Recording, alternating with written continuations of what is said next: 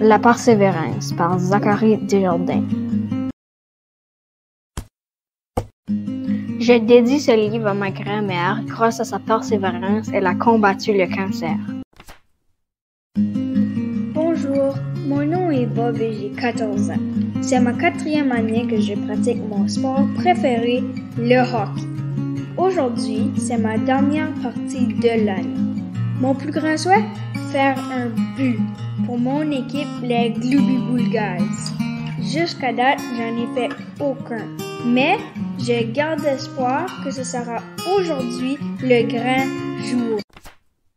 Bob se prépare un méga déjeuner. Il dévore 3 bols de céréales, 5 bols de fruits et 8 bords tendres. Ce dernier a aussi avalé 3 smoothies, 5 verres d'eau, 2 verres de jus d'orange et 2 verres de jus de pomme.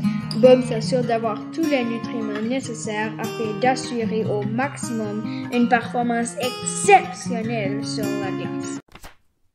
Une fois rendu dans la chambre d'hockey, Bob constate qu'il y a le premier arrivé. Sans plus tarder, il commence à se préparer. Il songe déjà à différentes stratégies afin de contourner l'équipe adverse. Il y est vraiment entêté à faire son premier but. Première période. La meilleure ligne débute la partie. Les joueurs se dirigent au centre de la glace pour la mise au jeu. Rien d'extra se produit, sauf les derniers 30 secondes. Nous perdons 2-0 contre les semi-croustillants.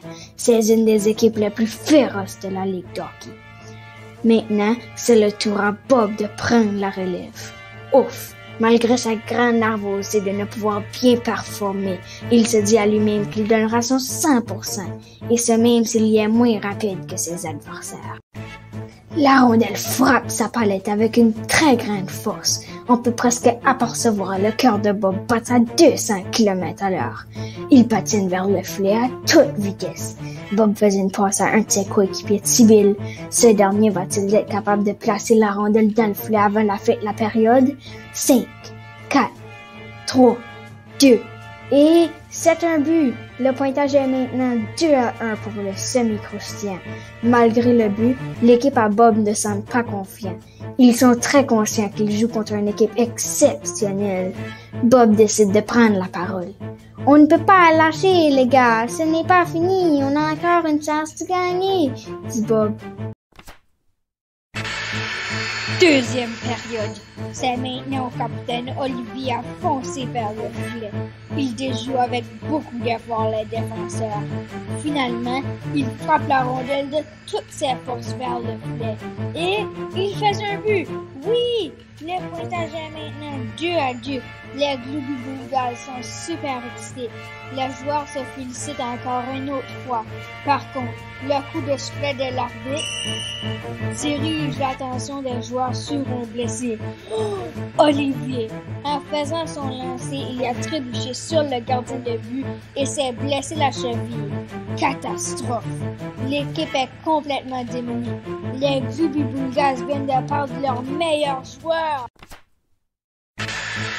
Malgré le découragement évident de plusieurs joueurs, Bob décide de prendre la parole. « Allez les gars, la partie n'est pas terminée, ne lâchez pas trop vite, » dit Bob. Bob suggère même à son entraîneur une stratégie efficace qu'il a déjà observée afin de décontourner quelques joueurs de l'équipe adverse. Celui-ci donne carte blanche car il semblait tellement confiant. De plus, l'entraîneur sait fort bien que Bob est un joueur persévérant qui donne toujours son 200%. Troisième période. La troisième période tire à sa fin. Le pointage est encore 2-2. C'est maintenant le tour à Bob de surgir sur la glace. Il ne reste que 2 minutes. La nervosité se fait ressentir des deux équipes. Les Glooby Bulgars espèrent que l'idée à Bob va fonctionner. La mise au jeu se situe tout juste à côté du gardien de but de l'équipe à Bob. Au coup de sifflet,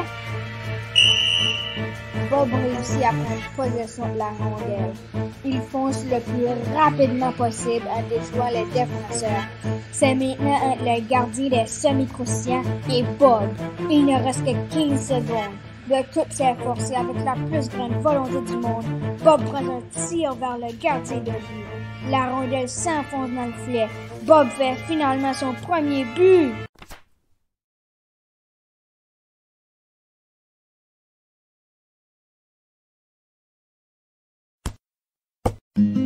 En persévérant, nos rêves peuvent devenir réalité. Zachary Desjardins, élève de 6e année, élémentaire Sacré-Cœur, Grand Sault, Nouveau-Brunswick.